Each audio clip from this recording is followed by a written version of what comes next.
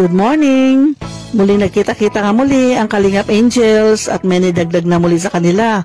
Kung dati ay 6 sila, ngayon nadagdagan ng 2, ito ay si Carla at si Beyonce.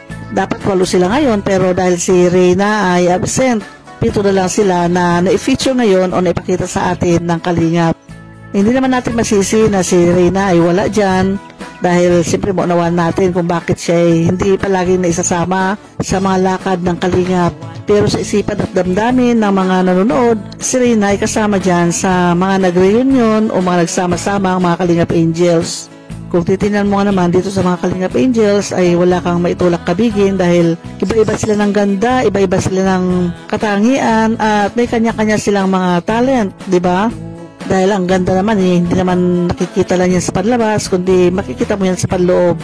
Lahat naman kasi sila ay magagalang, lahat naman sila ay mababait, pinapakita yung kanilang natural na kabaitan sa Kalingap, kaya masasabi natin sila lahat ay magaganda.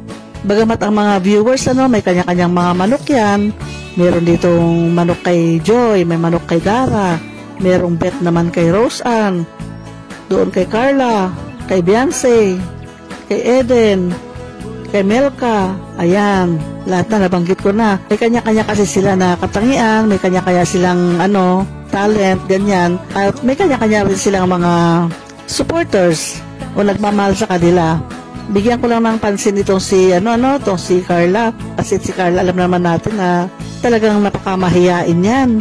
Mabuti na lang nandyan sila sa restaurant kasi kung hindi, tatakbo-takbo na naman yan sa kwarto.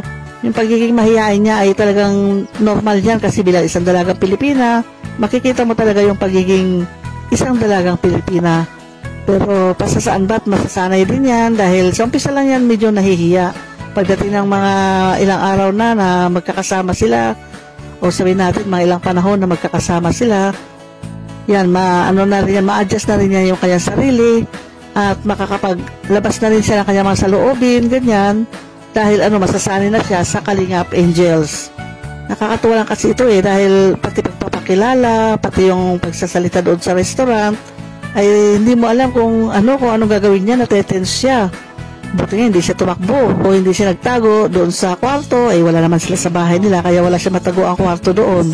Pero kinumfort naman sila ng kanyang mga kasamang Kalingap Angels. Naging supportive naman sila sa kanya kaya medyo nawawala yung hiya ni Carla.